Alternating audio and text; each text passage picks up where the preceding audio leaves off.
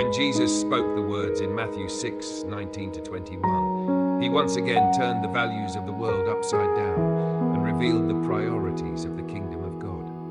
He said, "Do not store up for yourselves treasures on earth, where moths and vermin destroy and where thieves break in and steal. But store up for yourselves treasures in heaven, where moths and vermin do not destroy and where thieves do not break in and steal. For where your treasure is, there your heart will be also." In these 3 short verses, Jesus laid down a principle that challenges every one of us. He was not simply warning about the dangers of greed. He was calling his disciples to an entirely new way of looking at life, possessions, and eternity. The first thing Jesus tells us is a command. Do not store up for yourselves treasures on earth. Earthly treasure is not inherently sinful, but it is dangerously fragile. Everything we acquire, whether wealthy possessions, status, or security, is gone. Moths eat away at fine clothing. Rust corrodes metal. Thieves can steal what we work for. And even if we manage to hold on to our treasures, time itself will take them from us. Death strips every person of earthly wealth. The richest man and the poorest beggar leave this world with the same empty hands. Earthly treasures are temporary. But Jesus does not simply call us away from earthly treasure. He offers a better alternative. Store up for yourselves treasures in heaven. The language is active. He's not talking about passively waiting for heaven to come. He is telling us to invest in eternity, to actively store up wealth in a place where it cannot be lost. Heaven's treasures are immune to moths, rust, and thieves. They are safe from decay, destruction, and death. They are eternal, secure, and untouched by time. What are these heavenly treasures? They are not piles of gold or mansions in the clouds. They are the eternal rewards of living.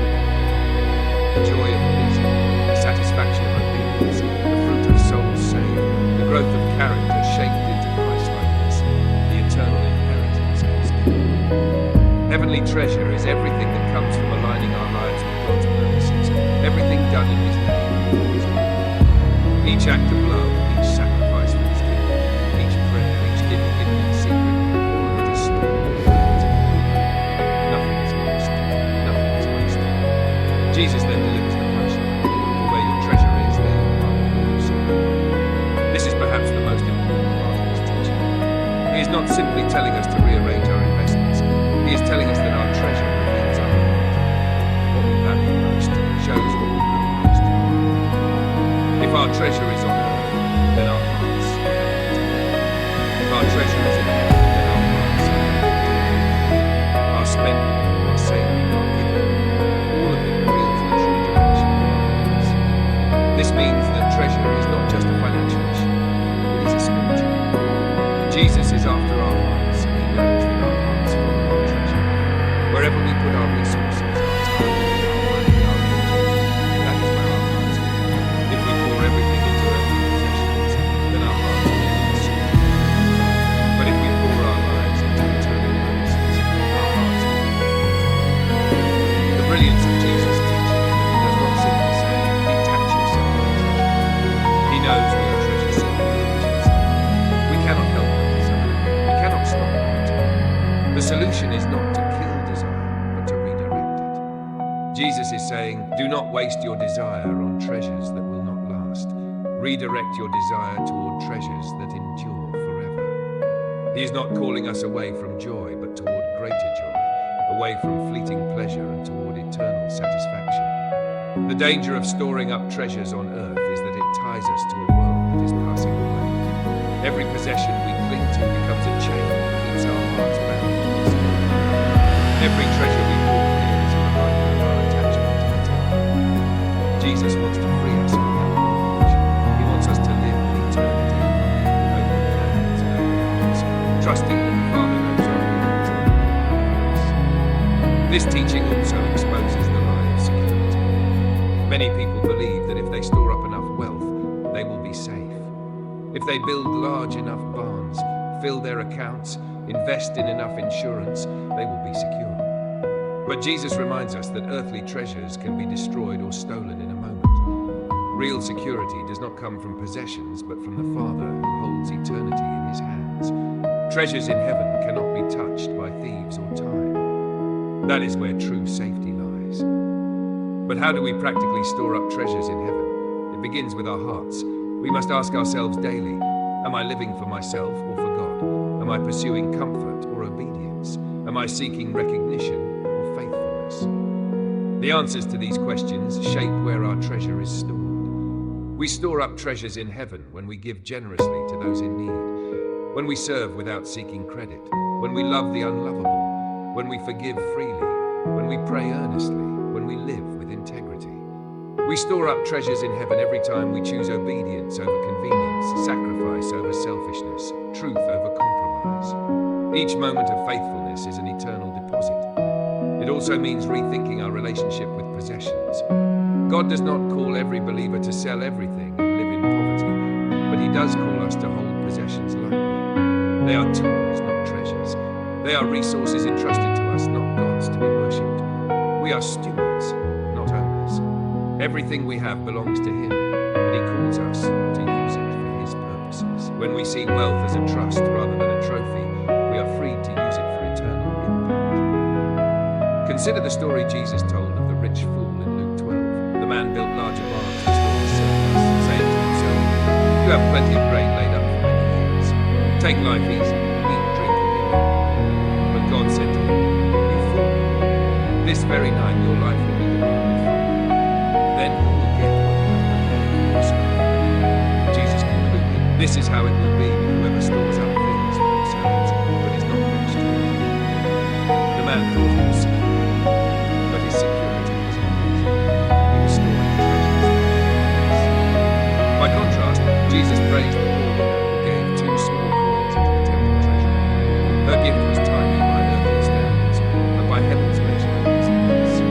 She gave not out of abundance, but out of trust. Her treasure was in heaven, and her heart was with God. That is the kind of treasure that lasts forever. Jesus' teaching in Matthew 6:19-21 also challenges us to think about the future. What are we really preparing for? Earthly wealth prepares us for retirement, but heavenly wealth prepares us for eternity. Earthly treasure may make life comfortable for a few decades, but heavenly treasure makes eternity meaningless. Jesus wants us to see beyond the short horizon of this life to the endless horizon of eternity. To live for earthly treasure is to live short-sighted. To live for heavenly treasure is to live for eternal pleasure. This does not mean we cannot enjoy God's blessings in this life. Scripture is clear that God provides for His people and delights to give good gifts. The issue is not whether we have things, but whether things have us. The issue is not wealth, but worship. Do we use what we have to glorify God, or do we cling to it as if it is our ultimate security? Do we enjoy His blessings with gratitude, or do we idolize them as our God? The final line of Jesus' teaching is both a warning and an invitation. For where your treasure is, there your heart will be also. This forces us to ask, where is my heart? If my heart is anxious, restless, and tied to this world, it may be because my treasure is tied to this world. If my heart is at peace, joyful, and active in God, it may be because my treasure is in Him. Our hearts always follow our treasure, so we must choose carefully what to invest. Earthly investments give temporary returns, heavenly investments give eternal gains. Earthly treasures are beautiful, heavenly treasures are forever. Earthly treasure binds us to time, heavenly treasure binds us to eternity. The truth is, everyone is storing treasure somewhere. The only question is where. Jesus' invitation is clear. Choose heaven, choose eternity, choose treasure over wealth. Choose the joy of the Father's approval over the fleeting applause of men. This teaching calls us to live with open hands and eternal eyes. It calls us to measure success not by what we accumulate, but by what we give away. It calls us to be rich not in possessions, but in love, mercy, and faith. It calls us to invest our lives in the kingdom of God, trusting that everything done for Him will be remembered forever. In the end, the call of Jesus in Matthew 6:19-21 is not about treasure, it's about trust. Do we trust the world, or do we trust God? Do we trust in what we can hold, or do we trust in what He promises? Do we trust in riches that fade, or in a kingdom that lasts? The choice is before us all. May we choose to store our treasures in Him. May we live not for barns that will one day collapse, but for a kingdom that will never end. May our hearts must be anchored not to the dust of this earth, but to the glory of eternity with Christ. For where our treasure is, there our hearts will be also. When Jesus spoke about treasures in Matthew 6, verse 19 to 21, he invited us into a radical reorientation of life. His words may sound simple, but they expose the very foundation on which people build their lives. Everyone treasures something. Everyone sets their heart on something. And whatever that something is, it directs the whole course of life. That is why Jesus warns against storing up treasures on earth and calls us instead to store up treasures in heaven. In part 1, we saw how earthly treasure is temporary and heavenly treasure is eternal. Now in part 2, we must explore what this teaching looks like in real life, how it challenges our culture of materialism, how it reshapes our sense of security, and how it calls us to live each day with eternity in view. To begin, notice that Jesus does not say that earthly treasures are sinful in themselves. He does not say it is wrong to have possessions, wrong to enjoy God's gifts, or wrong to plan for the future. The problem is not the existence of earthly treasure, but the storing up of it for ourselves. The phrase store up implies hoarding, clinging, building life around accumulation. And the phrase for yourselves emphasizes selfishness. The danger comes when we live as though life is measured by how much we own, when our security is tied to possessions, and when our purpose is wrapped up in acquiring more. That is when treasures on earth become a trap. Jesus explains why this is foolish. Earthly treasures are vulnerable. Moths eat fine clothes, rust corrodes them, thieves break in and steal. In modern terms, investments crash, markets fluctuate, economies collapse, natural disasters destroy, and inflation emerges. Even if none of these things happen, time itself strips us of our possessions. We cannot take them with us. Every treasure stored here is temporary. To build your life on temporary treasure is like building a house on sand. It may stand for a while, but it can collapse in a minute. Contrast that with treasures in heaven. These treasures cannot be touched by moth, rust, thieves, or time. They are secure, eternal, guaranteed by the faithfulness of God. When we live in obedience to Christ, when we serve, give, love, forgive, and trust Him, those acts are stored in God's account. They may be unseen on earth, but they are remembered by God. He sees what we do in secret, and He rewards faithfulness with eternal joy. Heavenly treasures are not measured in gold or possessions, but in the currency of eternity. Souls saved, lives touched, prayers lifted, sacrifices offered, and Christ-like character formed. This contrast leads us to a question: where are we investing? If we pour all our time, money, and energy into earthly treasures, then we are investing in Christ. If we invest in heavenly treasures, we are storing up wealth. Jesus is not calling us away from treasure. He is calling us to pursue a greater treasure. He knows our hearts cannot live without desire, so He redirects that desire to what truly satisfies. In our modern world, this teaching confronts the idol of materialism. Our culture tells us that happiness comes from having money, clothes, cars, and gadgets, and comfort. Advertisements bombard us with messages that equate worth with possessions. Success is measured by the size of our bank accounts, the square footage of our homes, the titles we hold, or the vacations we take. In this environment, Jesus' words sound plain. He tells us not to measure our lives by what we accumulate, but by what we give away, not by what we hold on to, but by what we invest in eternity. His teaching cuts through the illusion that material wealth brings security. The truth is, wealth can vanish.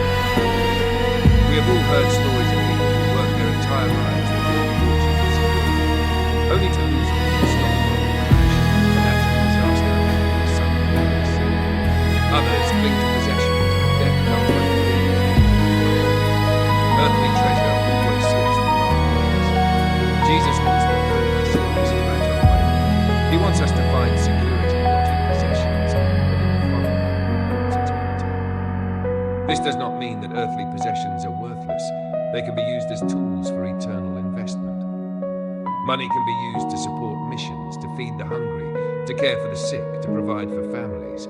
Homes can be opened for hospitality. Time can be given to serve. Skills can be used to bless others. When earthly possessions are surrendered to God, they become vehicles for heavenly treasure. The danger is not in having them, not in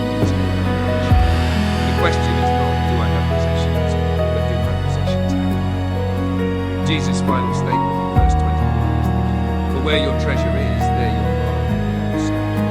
Our treasure reveals our reward.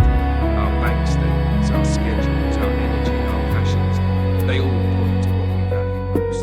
If most of our resources are spent on ourselves, it shows our hearts are bound to earth. If our resources are poured into God's kingdom, it shows our hearts are anchored in heaven. This is why Jesus links treasure and heart so tightly.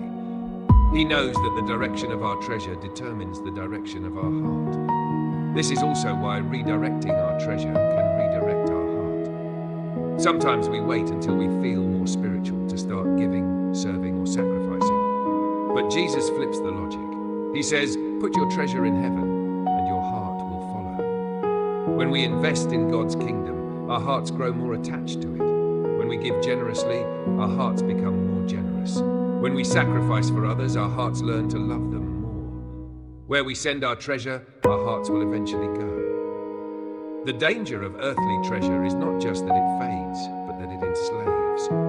When we fix our hearts on possessions, we become consumed by them. We worry about losing them. We compare ourselves with others. We become jealous, anxious, greedy.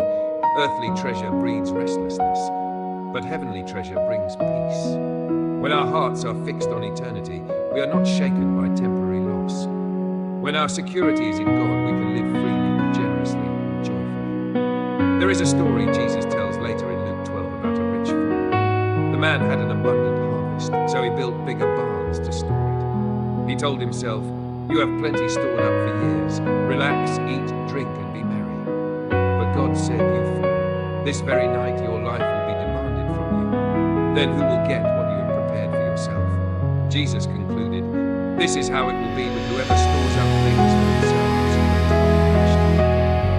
The man thought he was wise, but he was a fool. He invested everything in earthly treasure and lost it all. His heart was bound to barns of grain.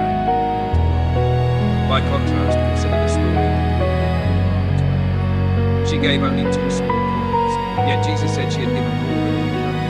Why? Because she gave out of poverty, trusting God with everything she had. Her treasure was in heaven, her heart was in heaven.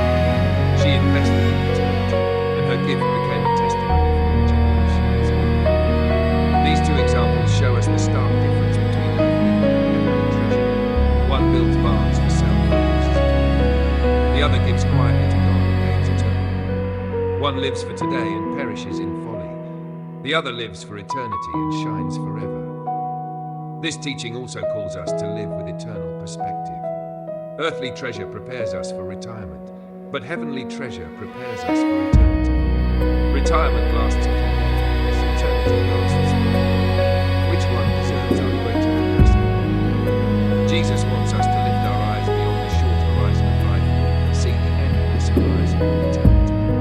To live for earthly treasure is to live with determination. To live for heavenly treasure is to live with determination.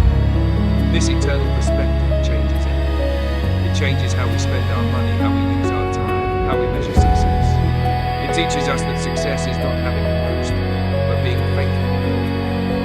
It shows us that the greatest legacy is not wealth left behind, but faithfulness. It reminds us that the only treasures worth pursuing are the ones we can carry into eternity. Faith, love, obedience, souls won for Christ, lives impacted by His kingdom. So what does it look like to store up treasure? It looks like generosity, giving to those in need, supporting the local ministry, investing in missions. It looks like service, using our time and talents for others, not just ourselves. It looks like discipleship, teaching and mentoring, pouring our lives into others.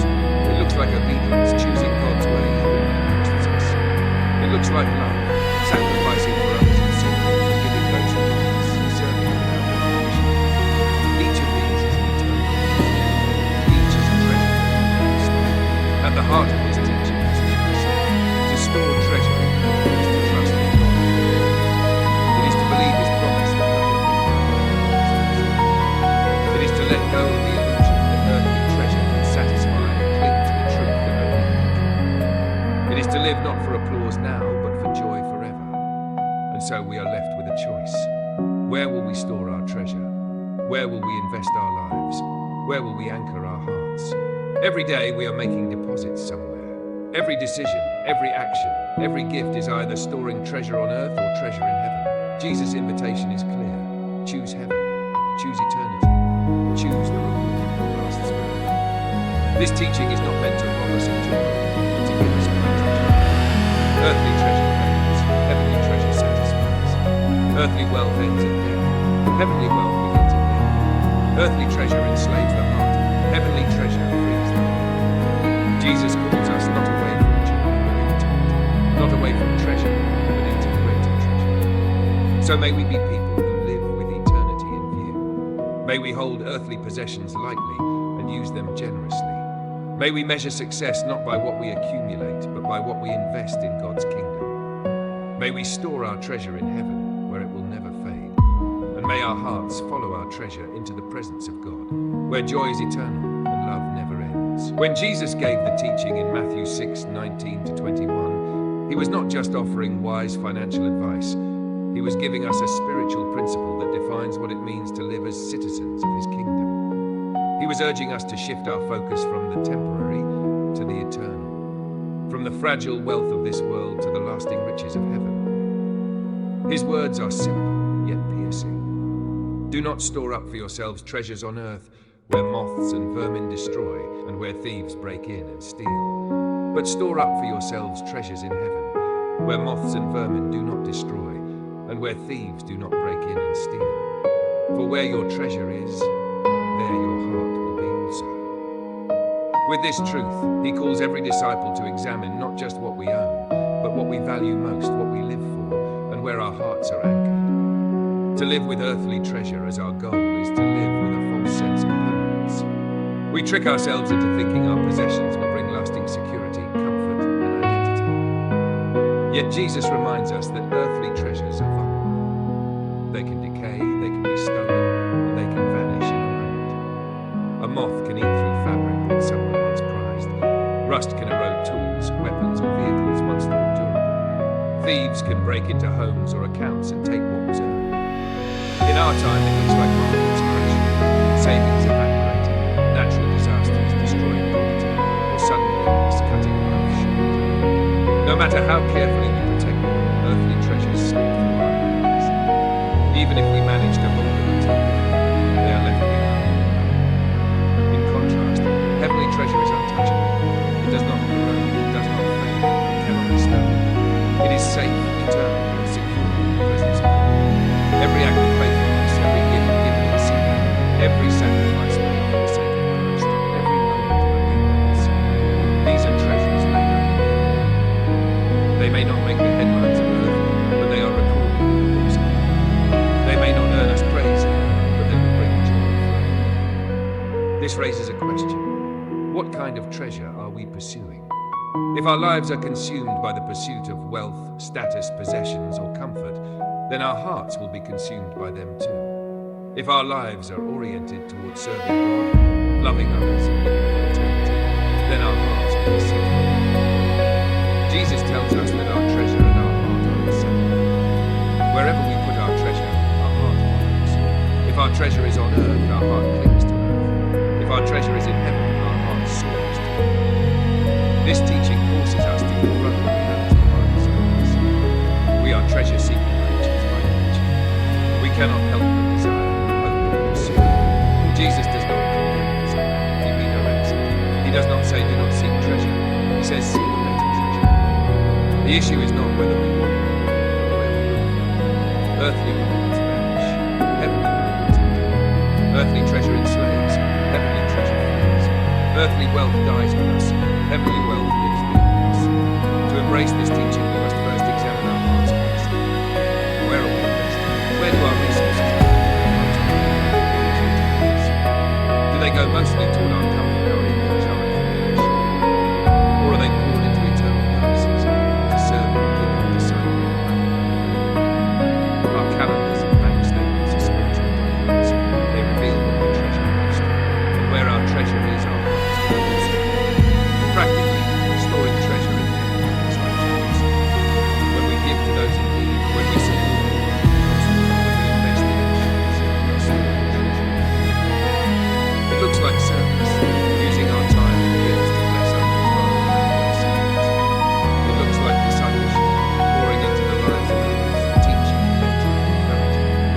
looks like faithfulness, choosing obedience when no one is watching, resisting temptation, walking in holiness.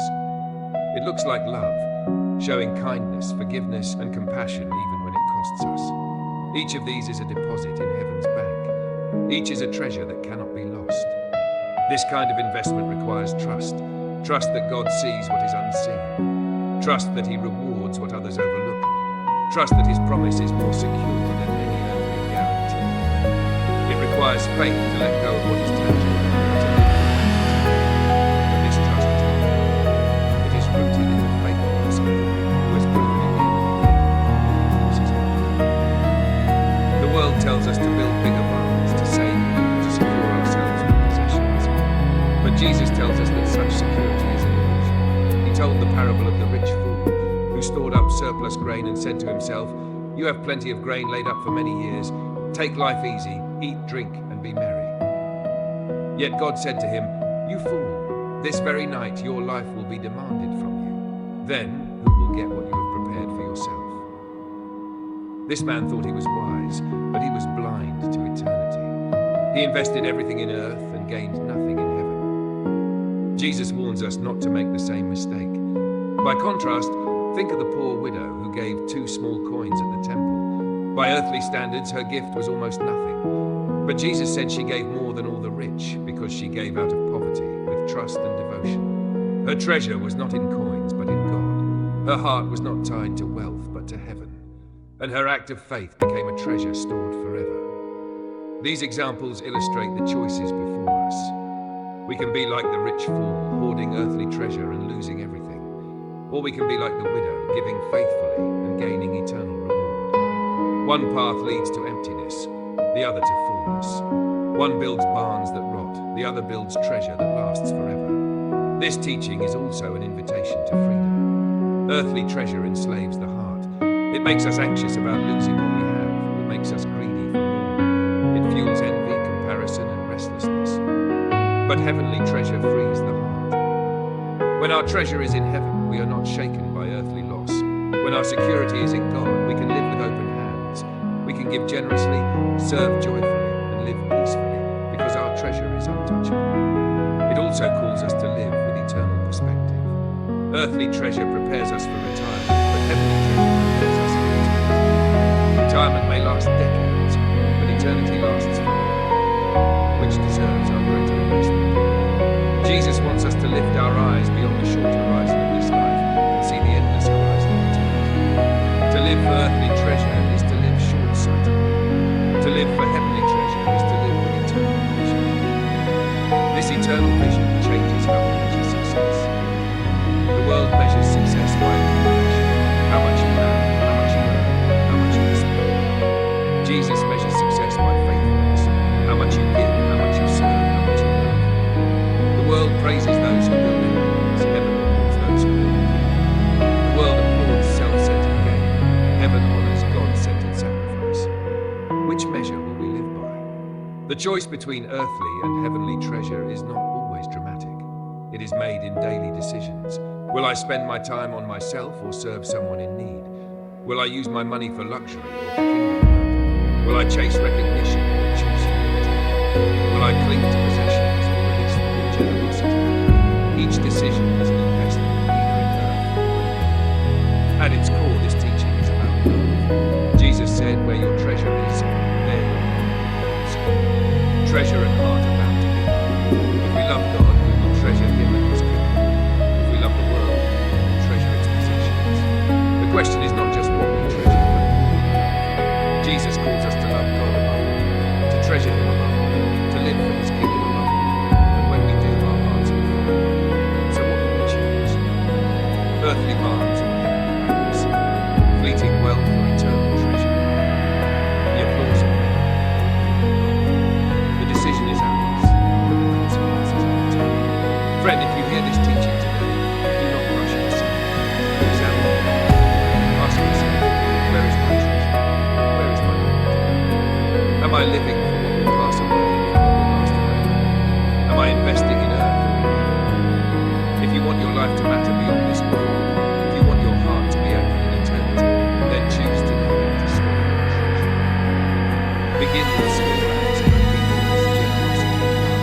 trust that God sees. Do not chase the fragile, chase the eternal. And if this message has encouraged you, I invite you to go with us. Join the journey here at Holy Park Insights. Subscribe to the channel, like this message, and share it with someone who needs the reminder that earthly treasures fade, but heavenly treasures endure. Together, let us build lives of eternal investment. Together, let us live not for what will pass away, but for what will last forever. Together, let us anchor our hearts in heaven, where Christ is and where our true treasure lies. For where our treasure is, there our hearts will be also.